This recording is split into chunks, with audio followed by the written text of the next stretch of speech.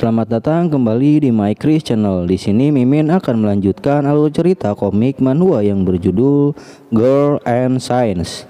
Jadi tak perlu berlama-lama lagi, kita masuk ke alur ceritanya. Setelah menghadapi serangan langsung dari Xingyu, sebuah ledakan pun terjadi kembali.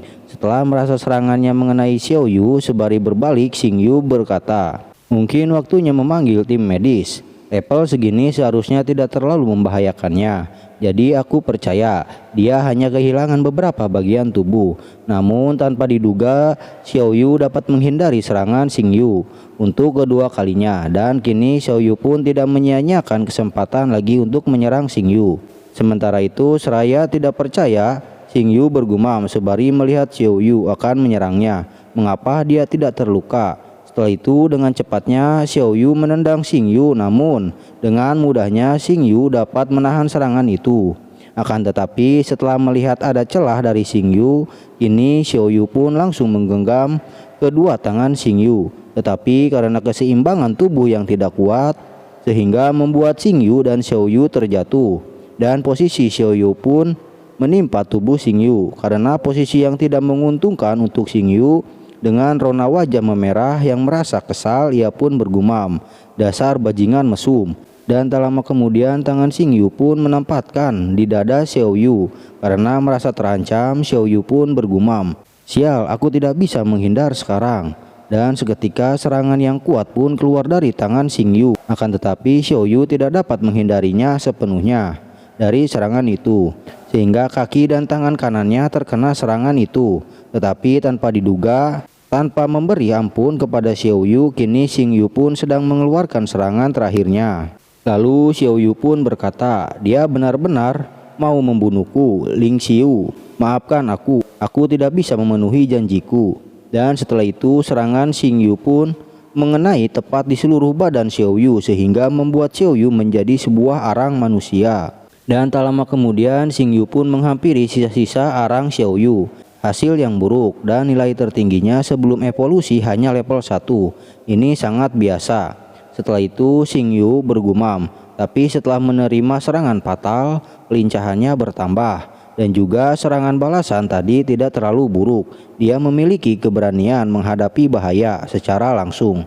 Walaupun dia menghindari seranganku di saat terakhir, dia bisa membuat seolah-olah terkena serangan itu.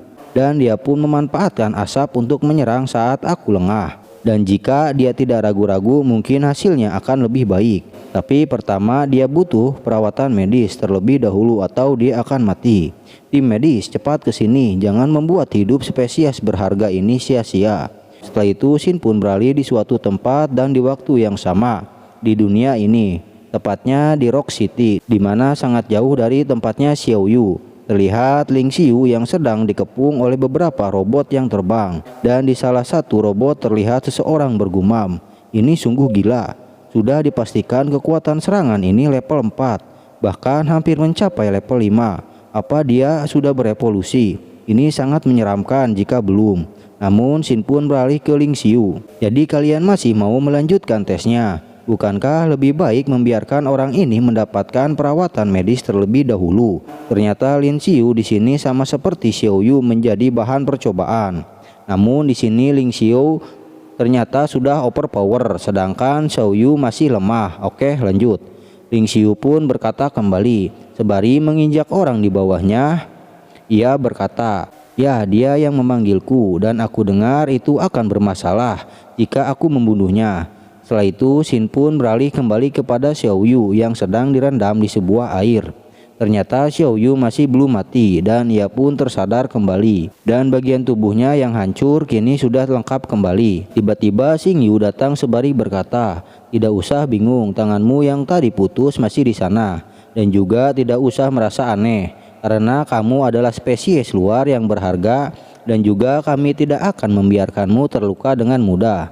Setelah mendengar perkataan Xingyu, Xiaoyu pun tersadar dan ia pun mengingat kembali penyiksaan oleh Xingyu. Setelah mengingat semuanya dengan berteriak sebari menunjuk Xingyu, Xiaoyu berkata, "Sial, kau sangat brutal." Akan tetapi dikarenakan kini Xiaoyu tidak memakai sehelai benang pun di tubuhnya, dengan merasa malu Xingyu pun berkata sebari memberikan baju kepada Xiaoyu, Kenapa kamu tidak kenakan baju terlebih dahulu? Dan tak lama kemudian Xiao Yu pun menggunakan pakaian yang diberikan Xing Yu. Wah, ini pakaiannya cukup mewah. Setelah itu ia pun berkata kepada Xing Yu, "Hei, kamu dari awal terus berbicara soal spesies luar dan subjek percobaan, lalu apa itu?" Xing Yu menanggapi, "Biar aku jelaskan, ini adalah Skyrill. Dan kota ini adalah Miss City. Dan aku adalah penduduk asli di sini. Dan juga seorang ilmuwan. Dan kamu adalah spesies luar yang aku panggil."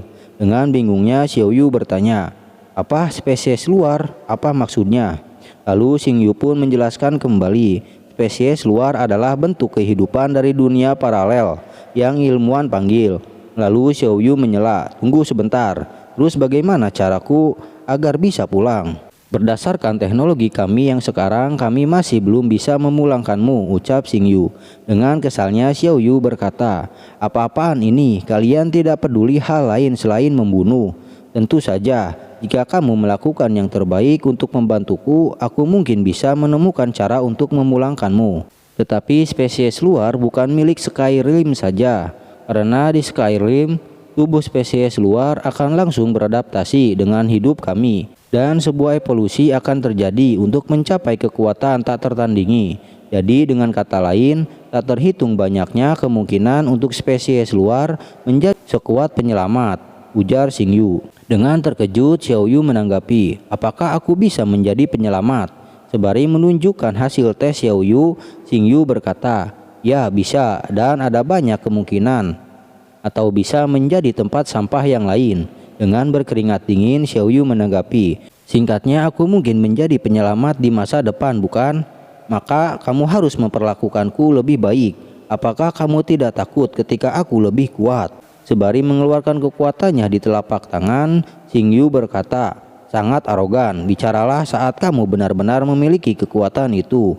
Atau kau mau dihapuskan sekarang?" Setelah melihat Xing Yu yang marah karena ucapannya, dengan cepatnya Xiao Yu memohon maaf kepada Xing Yu. Lalu ia pun bergumam, "Ayolah, jangan bunuh aku. Ini hanya karena kesalahpahaman kecil. Lebih baik tetap terlihat lemah sebelum pamer." Setelah itu Xiao Yu pun teringat kepada Ling Xiu, teman kecilnya yang ikut bersama ke dunia paralel ini. Dan Xiao Yu pun bertanya kepada Xing Yu, "Jadi temanku juga ikut ke sini bersamaku, tapi kita terpisah di tengah jalan. Apakah ada pemanggilan yang lain di sekitar sini?"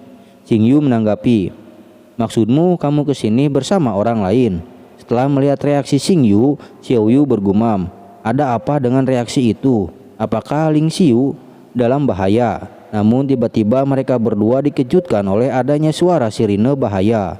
Dengan terkejut Xiao Yu menanggapi, "Ini apa yang terjadi?" Sedangkan Xing Yu setelah mendengar sirine itu, ia langsung bergegas pergi dan memerintahkan Xiao Yu untuk mengikutinya. Lalu Xiao Yu bertanya kembali sembari merasa bingung apa yang sebenarnya terjadi. Xing Yu menjelaskan, "Bukankah kamu ingin tahu kenapa kamu dipanggil? Jadi kemari dan lihatlah Skyrim yang sesungguhnya." Setelah itu scene pun berakhir. Tunggu kelanjutannya di My Chris Channel. Terima kasih atas dukungannya. Bye bye.